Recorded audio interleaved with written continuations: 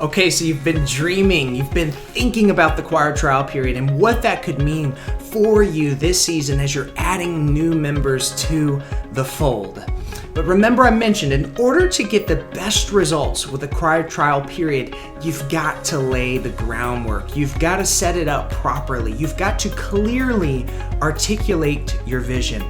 And so what it boils down to is getting early adopters on board with the plan. Now I'm going to tell you exactly how I go about doing this. So just a few weeks ago, we had our first rehearsal of the season. Now, mind you, you can do this anytime because the trial period is not necessarily something that you have to run through Lent leading up to Easter. Remember, what we said is that it's a start and an end date in mind, a short duration, perhaps that's 30 days, perhaps that's 40 days like it is in Lent. Advent is a great time to do this. The summer months are a great time to do this. You can create your own opportunity for the choir trial period. The goal is low barrier to entry. We're giving folks a start date and an end date. But in order to seek success, you've got to lay the framework. You've got to lay that foundation. And it's all about getting those early adopters on board. So just a few weeks ago, we have our first rehearsal. And one of the first things I do in that rehearsal with my choir members, now mind you, this is my entire choir. I'm sitting them down, we're rehearsing, we're having a good time. And then I start to talk about vision.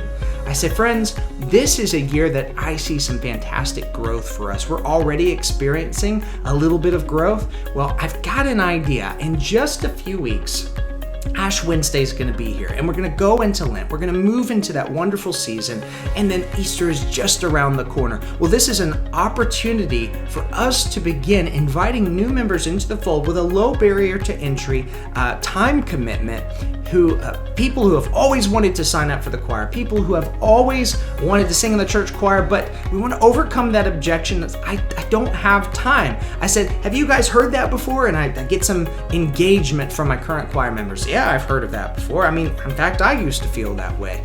I get different comments from different people. It was really cool to have that one-on-one or that one-to-group, one-to-many interaction, and people were actually articulating thoughts that they had and objections that they had before they joined the choir. I said, yeah, we've all felt like that. I don't have time, I'm busy, I have kids, I'm serving in this area. So we begin to have that conversation. I said, well, what's cool about the choir trial period? And I explained it to him. Is this a start date and an end date? And it overcomes that single biggest objection. I don't have time to sing in the choir. So I begin to articulate the vision of the choir trial period to my current choir members. Now, even before this, I'm talking to our church organist. I'm talking to some of the leadership within our choir, in our music ministry, so I can get their wheels a turning on this thing and them thinking about it.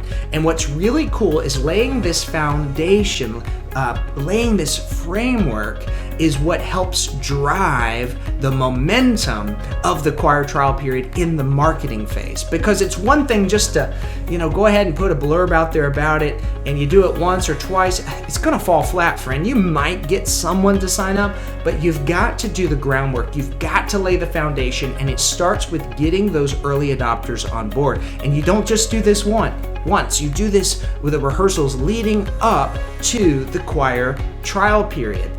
And you're talking with people about it. You're answering questions. You're encouraging them when that message goes live, when they begin to see those blurbs on Facebook, when they begin to see the blurb in the newsletter or the bulletin, or if they just begin to simply have conversations with their friends or church members or co-workers who are perhaps interested in signing up for the church choir.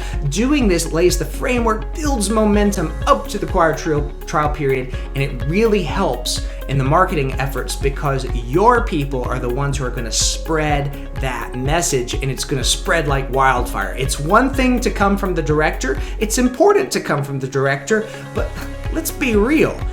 It's so much more powerful when prospective choir members hear from current choir members. They hear their stories. They're excited to listen to that. It gets them excited. It builds momentum. momentum. And that gets us to that next phase. If we want to see results, like excellent results with the choir trial period, we've got to be clear in our messaging. We've got to be clear in our branding. Yes, I'm thinking of this just as businesses think about it. It's important for us to bring some of that into our ministry messaging. We've got to be clear, we've got to be concise, we've got to be consistent. And we're going to talk about that in the next video. So thanks for joining me today. So something I want you to begin doing is talking with your people about the choir trial period, dreaming. What is that going to look like when you've got more sopranos, more basses, more altos, and more tenors in your choir? It's going to be awesome, friend. You're finally going to get to present that piece. You're finally going to have that stronger soprano section. So lots of cool things happening here. I want you to vision. I want you to dreamcast. I want you to get your early adopters on board. In next video, we're going to tackle the issue of clarity and consistency, because if you're not clear, if you're not consistent, and that is key in your branding and your marketing, again, you're gonna fall flat when it comes to the choir trial period. Okay, friends, I'll see you next time. Take care.